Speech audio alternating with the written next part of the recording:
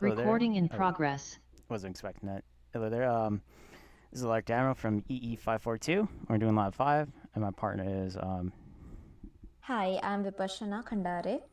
cool. So we're just gonna break down Lab 5 as quick as possible. Part one's being that we're gonna download the owns track onto our phones. We don't have any cameras to show you that, but we did that as indicated by the map. Number two is to set up the things board onto the AWS instance. As you can see, that's been done and it's currently running. A little heads up on this one, by the way. This is our second iteration of trying to make this thing run. The first iteration worked, but the database got too filled up and crashed the things board website. So the best way to counteract that is to turn it off when you're not running it, or just for some reason if the database doesn't work again, you have to reinstall it. That took me a while to figure out, but anyways. I think that's all. Yeah, Java 17 obviously is running, so it has it. Service installation, yeah, we have it. Configuration, yeah, everything in your on the PDF says what to do. I'm just nitpicking what we should have done. Yeah, so the run installation that should lead to the website. I'm currently on the website. You see all the activity and stuff like that. Before this was a login credentials, but you know what's going on there. So configuring the things board, this is done via the terminal. And we've done that because I logged in. Default, you can use defaults. I also noticed that you can also modify the password to be anything of your liking. I just kept it as default. This, your example of the telemetry, different key stuff. Per device, there's a different key. We have two devices with two different keys. Oh, oops, wrong one.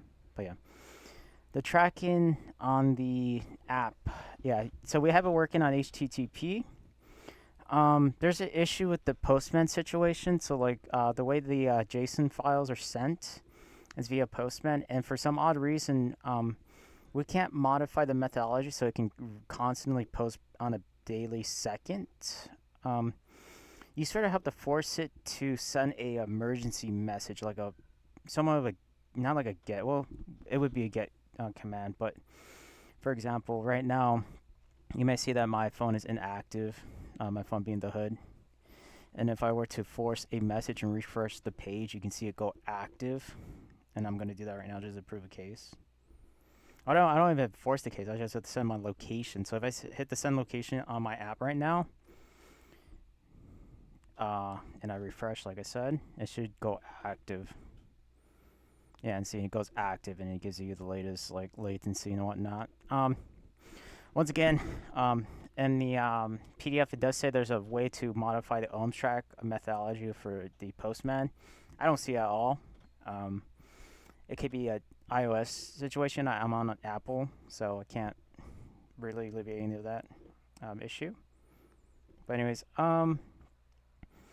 the latest telemetry, you go into the tab. Longitude and latitude is constantly being sent. These two from my precise location. And then now on the bottom, we did make a, okay, the bottom you said a mapping program. We did make a mapping program via the dashboard. So if you go to the maps, here's a mapping program. So we have one member currently in Australia, and the other one's me.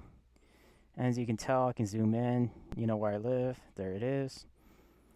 And if our information is correct, our other man is in Australia, Sydney, right by the Opera House. So if I zoom all the way in, yep, there he was or is, and then the Opera House is just across from him. And we have a picture confirming his location right next to the Opera House. So I think that is all that was needed for this lab. And thank you.